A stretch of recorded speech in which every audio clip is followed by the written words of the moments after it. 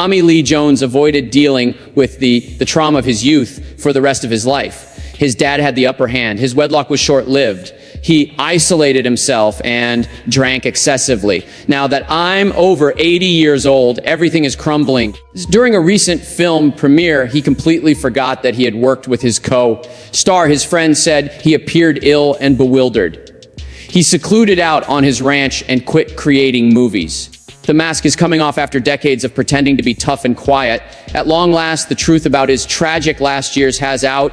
The small Texas town of San Saba was the site of Tommy Lee Jones's birth on September 15th, 1946. It was home to a mere 3,000 souls. There was constant disorder in his family life. Clyde, his father, was a former cowboy who now works in the oil fields. His mom, Lucille, had a triple-duty job as a teacher, butcher, and police officer. Their union was short-lived.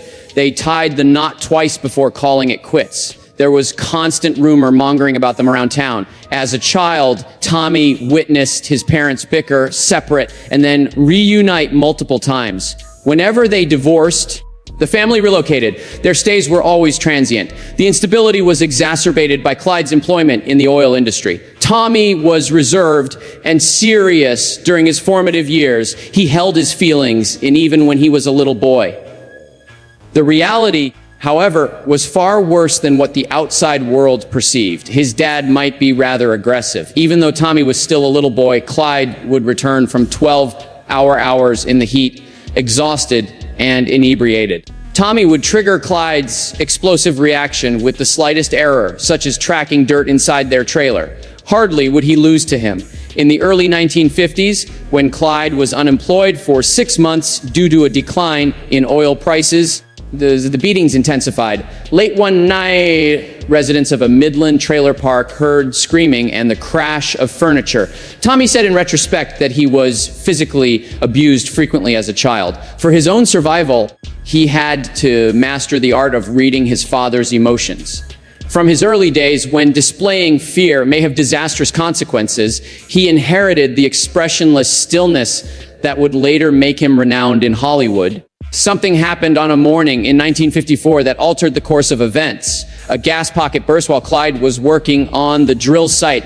The time was 3:47 in the morning. During the week, a blazing ball soared 200 feet into the sky.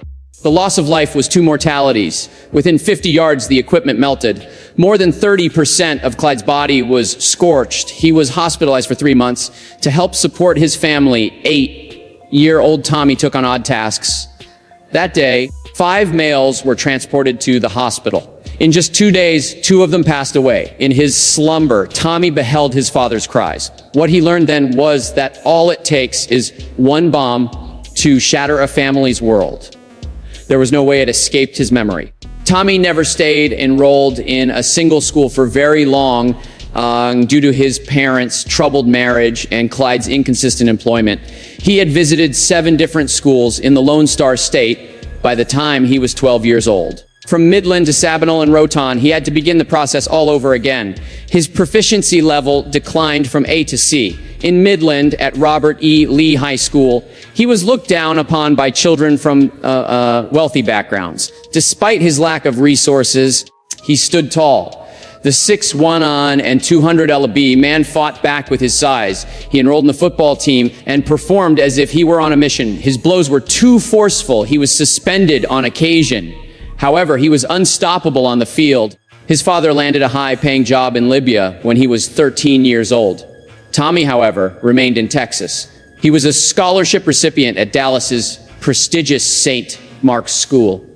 As a summer worker with his father, he returned to the oil rigs by the time he was 16 years old. Heat indexes over 110 degrees were common throughout the 14-hour shifts. The task was risky. Heavy drills, chemicals, and machinery that could kill a man in an instant were all within his reach while he cleaned them up. He witnessed the amputation of 3 fingers on a crab right before his eyes in 1962. The drill floor was covered with blood. After 45 minutes, assistance finally arrived. During that summer, Tommy's hourly wage was $3.50. He endured a 25-pound weight loss and developed persistent calluses. On one occasion, a 500-pound drill became loose and crushed the platform adjacent to him. He was on the verge of death. He learned perseverance, self-control, and painful experiences at that time. The near-death experience and the diesel odor lingered in his memory forever. A full scholarship allowed Tommy Lee Jones to attend Harvard University in 1965.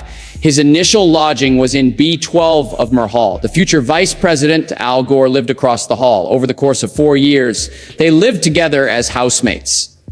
Eventually, they also lived with Bob Summerby, who would later launch a website that monitors the media. Tommy and Al Gore debated literature and politics till the wee hours of the morning. That connection endured for many years. At the Democratic National Convention in 2000, Tommy spoke on behalf of Al Gore. Tommy co-hosted the concert that celebrated Al Gore's Nobel Peace Prize win. He earned a BA in English literature in 1969. Harvard taught me how to learn, he claimed. Acting, he added, was all about learning. He was a football player at Harvard as well. Garment number 61 belonged to him. He was an offensive guard on the 1968 championship squad and stood 6 feet, 1 inch and weighed 200 pounds. An iconic game concluded that season. On the 23rd of November 1968, Yale took on Harvard. Down to the final 42 seconds, the score was 29-13. With 2 goals from Harvard, the score was 29-29. The following day, the headline of the school newspaper read, "Harvard beats Yale 29-29. Tommy was present on the field during that last miracle." A documentary was made about that game in 2008 because of how renowned it was. Standing once again in Dunster House, Tommy gave a speech at a screening of it in 2010. The Harvard theater scene was another area Tommy was involved with. People were astonished by how dramatic and raw his part was in Coriolanus. The topic lingered for a long time in the classroom. Early on, it was obvious that he possessed a unique quality.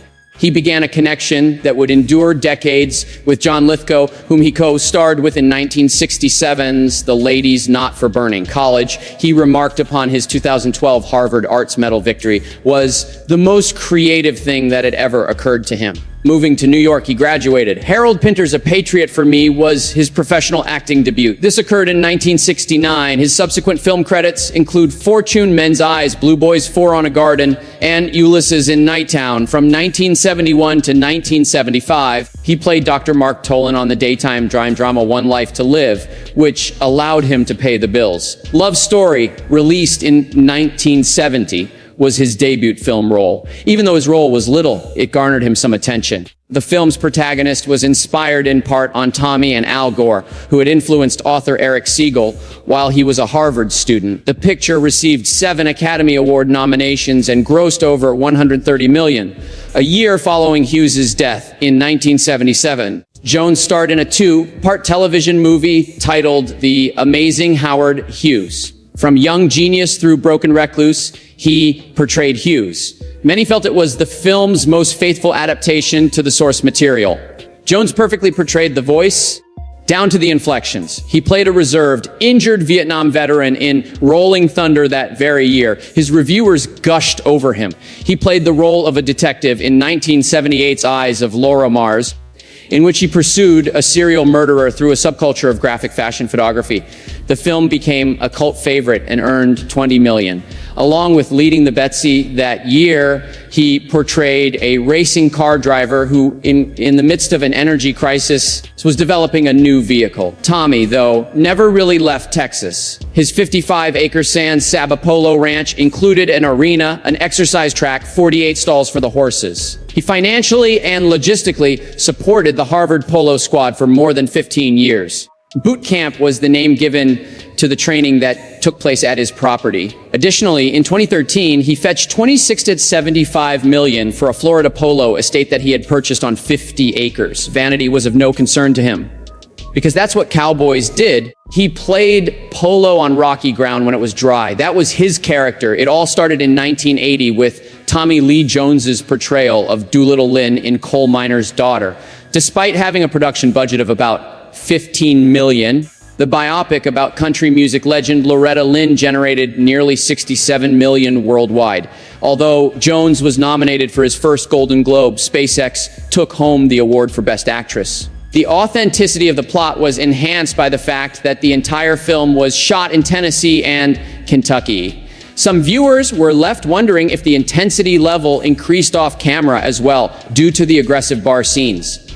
Nothing, however, was ever verified. The film was selected for the National Film Registry in 2019 by the Library of Congress, citing its significance to American culture and history some 40 years after its initial screening. After that, in 1983, Tommy portrayed a role that was quite gloomy for him. The Executioner's Song was a disturbing TV drama based on a true story of a guy who had murdered 2 people and wanted to be executed. He played the role of Gary Gilmore in the film. For that part, Jones took home the Emmy. The screen adaptation of the novel by Norman Mailer, who also penned the book, ran for 4 hours. In order to nail every aspect, the film's crew consulted with more than 120 individuals. There was speculation that Jones's method acting had become too extreme, but there was never any evidence that he had endangered his health for the part. He seized control of Central Park. In the 1986 film, The Park Is Mine, he portrayed a Vietnam War veteran who, in order to highlight the plight of soldiers, transformed the park into a battleground. His comrade had died, leaving behind plans and weaponry, and Jones's character made good use of every single one of them. It had the plot, action sequences, and tangerine dream score of a Rambo movie. No one was injured on set, despite the large blasts. He was both the director and star of the 1995 television western The Good Old Boys. For him, it was more than just another part. He would later marry Dawn Laurel, whom he met there. He was 49 years old and in a second marriage, while Dawn was 31 and an assistant in the film industry. They began dating on set and tied the knot in Texas on March 19, 2001. Although there was no official confirmation, rumors circulated that the film ran $500,000 over budget, and several reviewers felt it was excessively a vanity effort. Jones portrayed an assassin and prisoner entangled in a Cold War scheme in the 1989 package. The entire idea felt out of date the moment the Berlin Wall came down, which happened just 3 months after the problematic timing.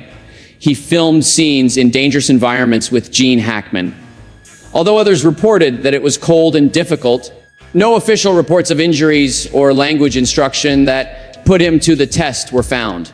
In 1993, with the film The Fugitive, he won his first Academy Award. He triumphed over Leonardo DiCaprio and other contenders for Best Supporting Actor for his portrayal of Deputy U.S. Marshal Samuel Gerard. Worldwide, the film earned around $370 million. His performance wasn't shocking, though. It was Harrison Ford's experience. Ford continued filming in the woods after tearing his ACL, but he didn't inform anyone. He continued to perform his own stunts even after suffering a herniated disc in his back. The faulty pyrotechnics necessitated reshooting of that infamous dang jump scene.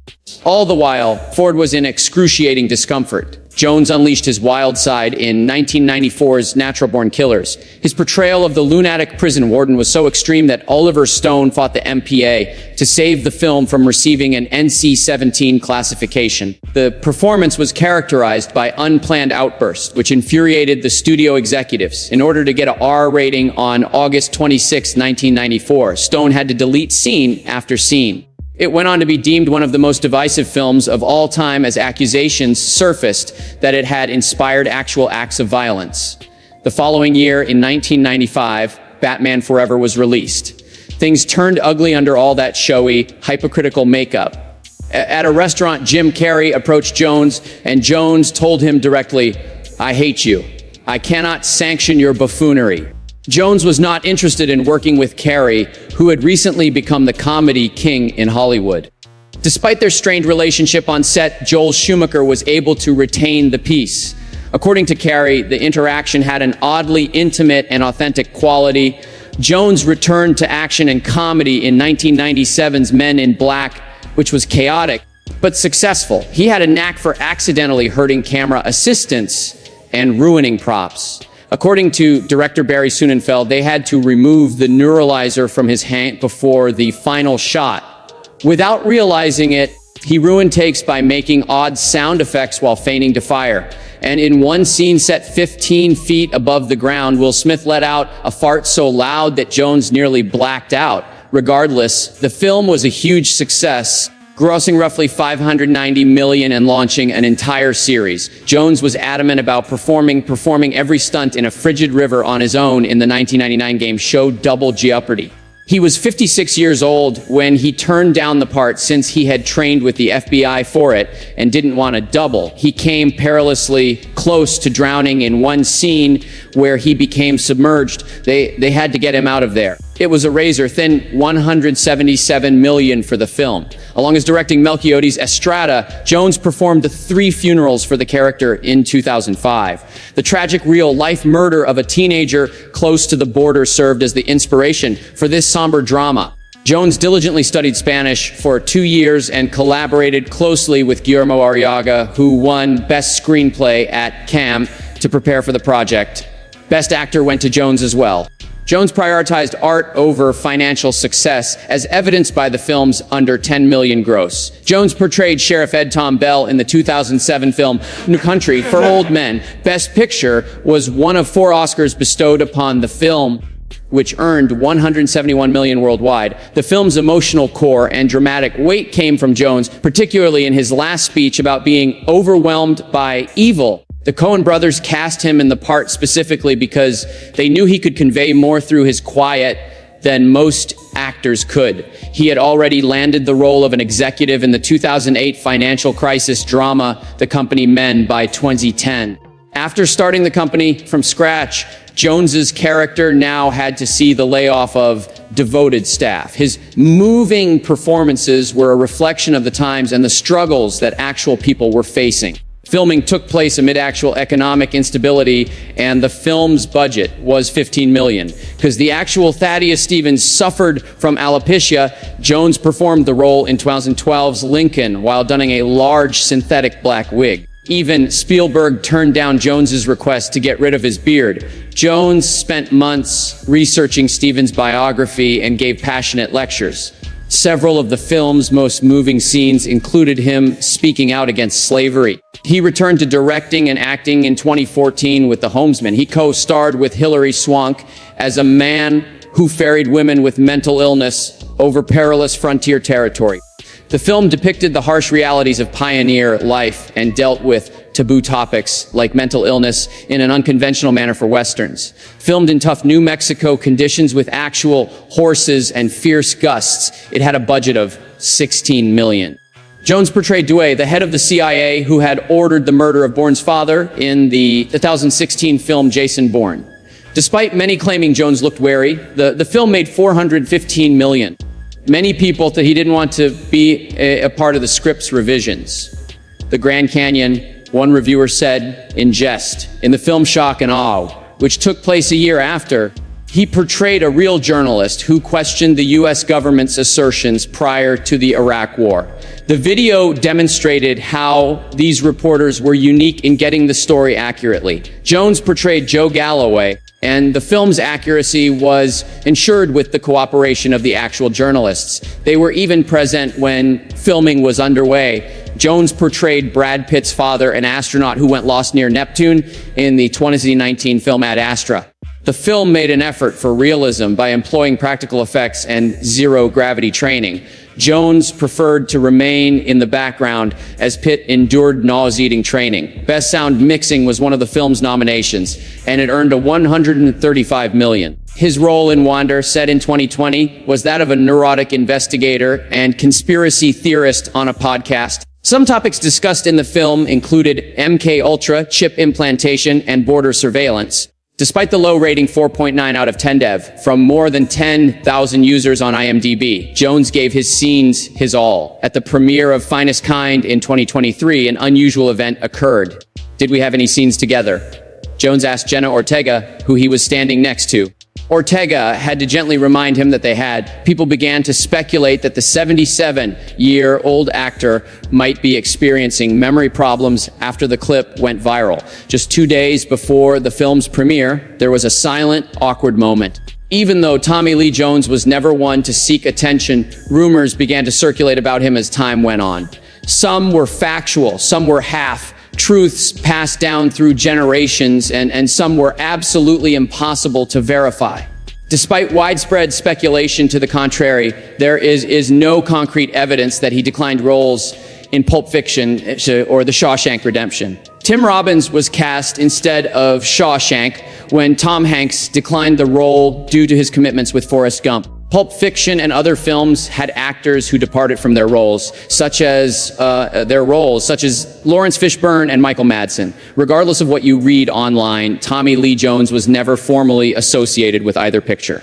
On top of that, he had to discreetly settle a 100,000 lawsuit over allegations that he allegedly assaulted a stunt worker while filming Under Siege.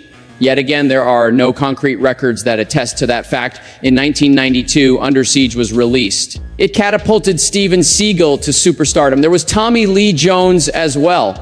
As usual, intense, yet nowhere on the official records can you find the alleged punch and payout. No one associated with the production ever brought it up. There were no hiccups during production, wrapping, or release of the film. Samuel L. Jackson allegedly came close to leaving the set of The Sunset Limited due to an altercation with Jones, according to another story. That movie was released in 2011. There were just two actors, Jones and Jackson, and the room was dim and empty while they discussed mortality. It was directed by Jones. Interviews from the period provide a different picture from what some people on the internet have said about Jackson's desire to leave due to artistic issues. Although there was little drama in the script, Jackson reflected afterwards that the profound philosophical issues made it one of his most challenging parts. They were mutually respectful men. Nobody got up and walked out. Supposedly, Jones had an arm injury in the early 2000s while playing polo, which caused him to postpone the release of Men in Black 2. Nothing supports that Ledoux. Production on the picture began in June 2001, and by 2002, it had made it into theaters. The events of September 11, 2001 caused the actual holdups. The film's settings in New York necessitated some rewriting. It was completely unrelated to polo. Despite Jones' history of polo injuries, including a devastating tumble in 1998 that rendered him unconscious, none of these setbacks impeded his progress on Men in Black. On the other hand, there is a true story that originated on the 1986 set of Black Moon Rising. Jones was a heavy drinker back then. Linda Hamilton, who co-starred with him, expressed her distaste for the project thereafter due to this reason. She spoke her mind. Everything was impacted by his drinking, she added. Jones was silent on the subject of his drinking throughout that time. On set, people could see that he was hiding that aspect of his life. His cinematic career was still in its early stages, and he was only 40 years old. In terms of his career and personal life, it was a low time. There were storms in Jones's personal life as well. On the eve of the 1971 New Year, he wed Kate Lardner, famous novelist Ring Lardner's granddaughter she was. She abandoned her acting career to raise Tommy and her two children from a prior marriage. It was all falling apart by 1978, though. His overemphasis on work was cited in the February 9th divorce petition. He seldom ever spent time with his family. According to Kate, just over 6 years passed during the marriage.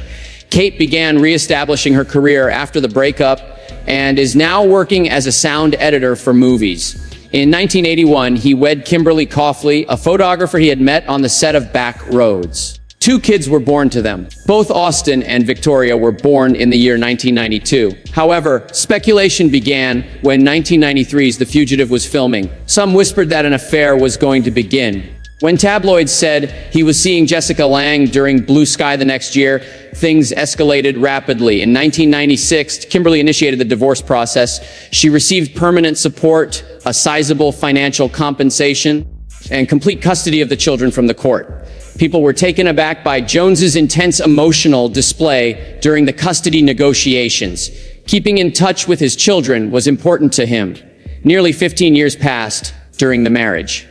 In 1995, he crossed paths with Dawn Laurel on the set of The Good Old Boys. There was an instant connection between her and the person operating the camera. He was still legally married, but their marriage was on the rocks. By 1998, they began to appear in public as a couple. After that, they secretly tied the knot in Texas on March 19, 2001. A portion of the property was even planned by her sister. Something changed, though, in 2024. According to internet rumors, Dawn had a terrible diagnosis. Although it has not been officially announced, Jones abruptly stepped down from his position. Relatives say he informed them he wanted to remain on their 30,000-acre Texas ranch until sunrise, even though he was 78 years old. His holdings extended beyond that ranch, a 55-acre polo ranch in San Saba with a professional level field and 48 stalls for horses was his 2002 acquisition. However, a tragic event occurred in 2010 when a client suffered serious injuries while attending a polo tournament and subsequently sued him, seeking $2.3 million. The guest leveled accusations of dangerous facilities and subpar horse care. Jones retaliated. Because of the inherent dangers of the game, the court found in his favor. He still had to fork out more than $400,000 for legal representation. When a horse fell and knocked him from his horse in 1998, he had his own terrifying experience at a separate ranch close to Houston. He was trodden upon by the horse. The ambulance took him to the hospital when he blacked out. Just 2 days after that, he was back on the sidelines cheering for his squad. He prefers to keep his children out of the limelight. In Jones's 2014 film, The Homesman, Austin had a small acting role as a banjo player. Behind the scenes, he was also involved with the score. He then abandoned acting in favor of music. Under the eponymous label Perpetual Doom, he released the albums Deadcom in 2022 and At the Polo Club in 2023. Fauna and Metamorphosis junior year were among the films for which he composed music. Victoria also had minor parts. At the tender age of 11, she made an appearance in Men in Black 2. Her further film credits include 3 burials of Melquade Estrada. Jones went so far as to dismiss her from a set due to her chronic tardiness. It was necessary for the crew to intervene and restore order. Concerns began to mount by the end of 2023. When Finest Ken premiered, Jones appeared extremely frail and bewildered. The friends were taken aback. He appeared disheartened and even questioned Jenna Ortega if they had worked together in the film, completely oblivious to the fact that they had a shared scene. Jenna reminded him softly. Word spread like wildfire. Could it be a case of memory loss? People started to wonder, could he be ill? Rumors were flying around in 2025. Many believed he was suffering from cancer. Many speculated that it was Alzheimer's disease or another condition, but no official word was ever forthcoming. When it comes to his health, Jones has always kept a low profile. But everyone was on edge because of his speech, appearance, and abrupt departure from acting. He also suffered greatly financially. He made $105 million from the sale of his polo estate in Wellington, Florida in 2019.